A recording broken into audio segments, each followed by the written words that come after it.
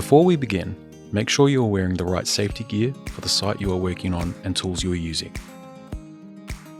You will need a Phillips head screwdriver, a second pair of hands depending on the size and weight of the product. To begin, stand on the inside of the house. Hold the fly screen clip and use your Phillips head screwdriver to loosen the screws on the side where the pull tab is located. Repeat this on the other side only if required to loosen. To remove your fly screen for cleaning, simply use the pull tab to gently pull the screen towards the center and then towards you.